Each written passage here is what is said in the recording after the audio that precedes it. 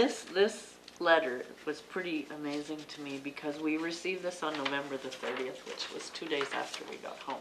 When Nora and Terry Warby signed up to join a local church group on a mission trip to Burkina Faso, they were eager to help impoverished communities in West Africa by doing basic health checks, running kids programs, and teaching computer skills to students. We agreed to go on this mission trip, Right. but did not know where we would go beyond the capital city. We didn't know where it would take us. But the Warbys secretly hoped to somehow connect with their sponsor child of 8 years, Dieudonné, whom they'd only known through letters, pictures, and shared gifts. I did some research and found out that where I was going to be and where he lived was 500 kilometers apart. Correct. On African roads, that's pretty huge, and I didn't know how we were going to get there. We had really thought that that was going to be a big ordeal, the 500 kilometers. And, Yeah, how we're going to do that, the cost involved, everything. cost, yes, CCF talked about the cost, and it was like $300-400. It was a lot of money.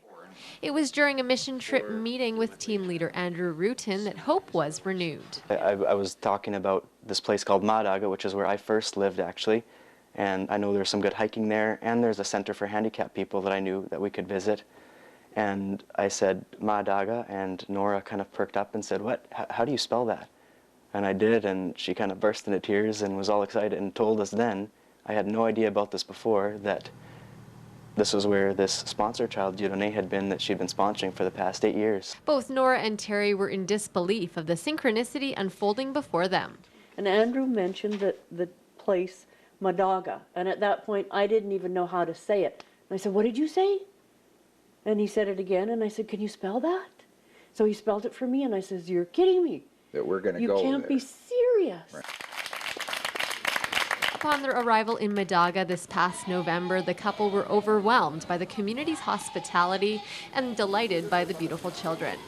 Meeting 15-year-old Dieudonné for the first time was, of course, a real highlight. From the moment I laid eyes on him, that bond grew deeper.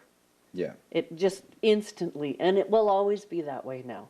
There's a real connection. It was so awesome to spend time with him and get to know him a little bit, what he's like, what his life is like. After witnessing firsthand the impact of their contributions, the Warbys are quick to encourage others to sponsor a child. They feel it's an extremely fulfilling way to give back.